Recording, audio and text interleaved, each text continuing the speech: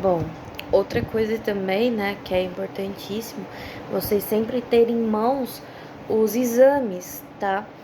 Ou que nem eu, no meu caso, eu passo pro proprietário pro WhatsApp e mantenho impresso comigo, mas sempre ter junto com vocês esses exames.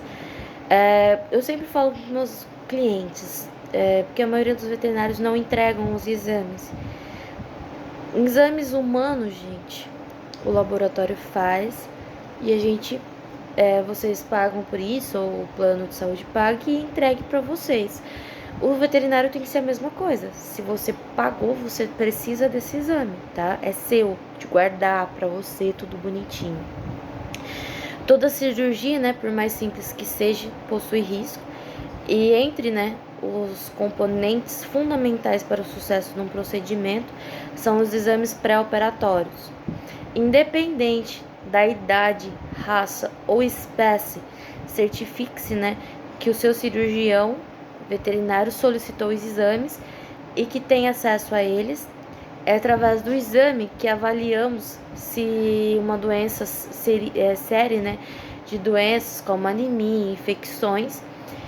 Com ele podemos identificar os problemas de coagulação sanguínea, que são importantes no controle de hemorragia, dosagem de açúcar, como anda o funcionamento do rim, do fígado, os órgãos que metabolizam, né, e eliminam os anestésicos, por exemplo, e que precisam, né, estar em perfeita função, né, tem que estar perfeitinho para poder conseguir controlar os anestésicos. Em animais obesos e idosos, os exames se tornam ainda mais importantes, né? Aí a gente vai para os exames cardíacos, pulmonar, podem ser necessários e devem ser feitos com prazo determinado antes da cirurgia. Exames com prazo expirado, né, de mais de 3 meses, não podem mostrar a situação atual do animal. Na verdade, gente, em 24 horas muda muito o organismo, mas a gente ainda leva em conta 30 dias, eu sempre 2 meses no máximo, tá? Eu aceito o exame.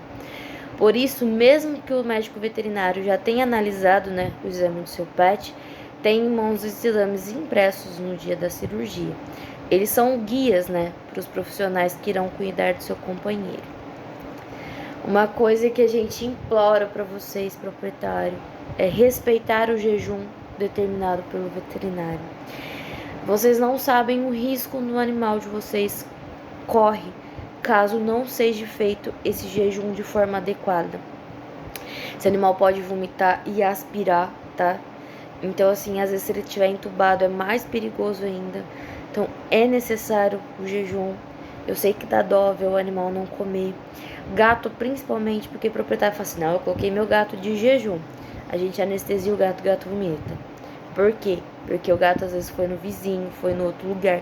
Então, sempre orientar, né, o proprietário tá fechando num quarto o animal, fechando em algum lugar para não ter isso, tá? O jejum garante, né, que o estômago do seu animal esteja vazio na hora da cirurgia. E isso é importante por vários motivos, especialmente pela anestesia.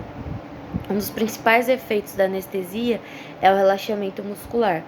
Em função disso, caso o seu pet esteja com o estômago cheio, a comida poderá chegar até a boca e perigosamente ele aspirar pelo pulmão.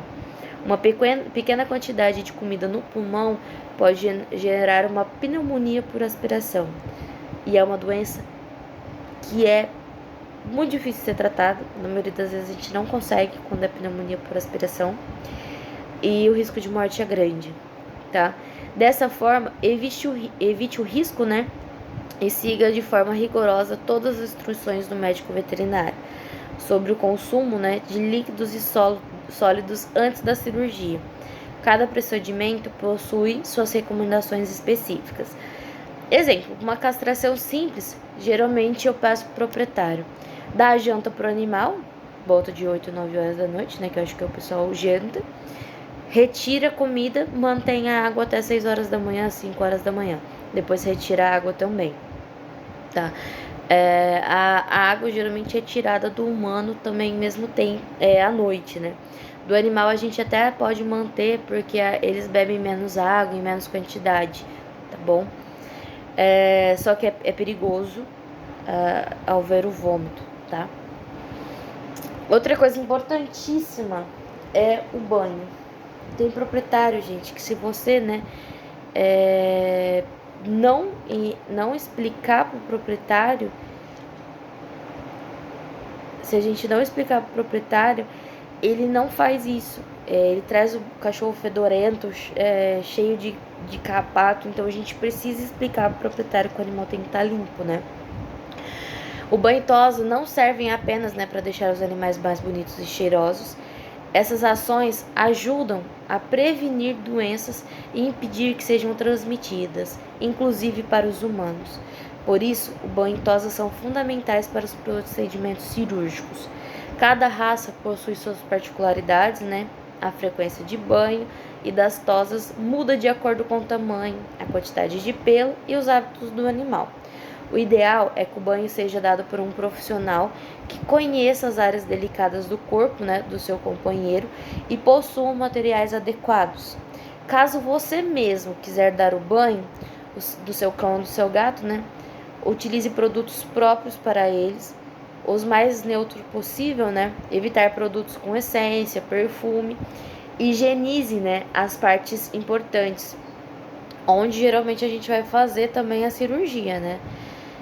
Da mesma forma, a tosa deve ser feita exclusivamente por um profissional, deve-se aparar os pelos em excesso da parte determinada do corpo do animal, inclusive barriga, patas, regiões íntimas e ânus, garantindo que o pet, né, não escorregue com acúmulo de pelagens nos coxins das patas, que são nas almofadinhas, e não fique sujeito a doenças por resíduos de fezes ou sujeiras na parte íntima.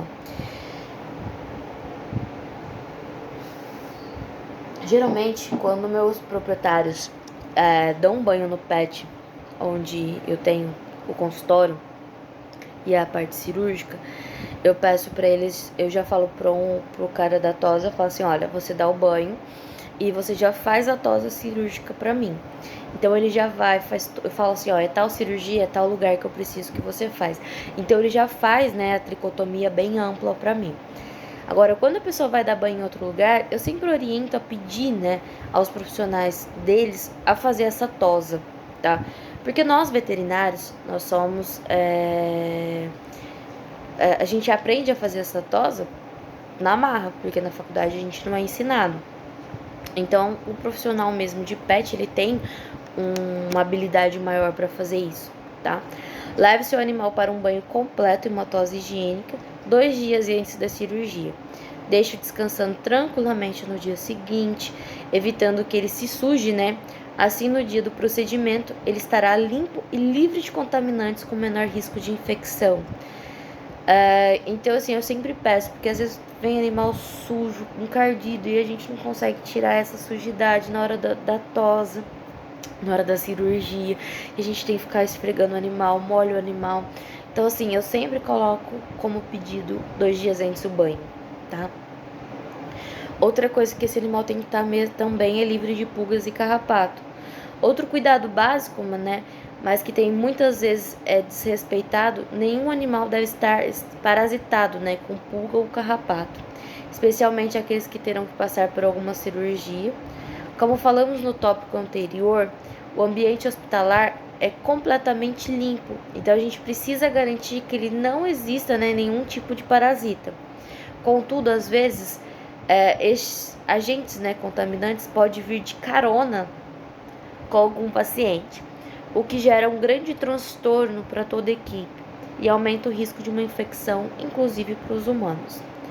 Além do incômodo, né, provocado pela picada desses animais de pulga e carrapato, representam um risco de contágio, né, de algumas doenças que podem ser transmitidas através desses vetores, entre elas verminoses, no caso de pulga, infecções por bactérias ou protozoários, no caso de carrapato. As pulgas podem transmitir, né, um verme chamado Diplodilum canino, além da sua saliva possuir diversas substâncias que induzem, né, reações de hipersensibilidade nos animais predispostos. O carrapato, por sua vez, são importantes transmissores de doença que que afetam as células sanguíneas dos animais, como a babesiose canina, a Ehrlichia, né, que é a doença do carrapato mais conhecida, popularmente, né, denominados doença do carrapato. Existem produtos, né, disponíveis no mercado, de diversas formas para a gente estar tirando esses carrapatos, né? Então existe spray, talco, coleira. Converse com o veterinário sobre o assunto e sigam a orientação dele para garantir que o seu companheiro, né, não leve nenhum parasita dentro do centro cirúrgico.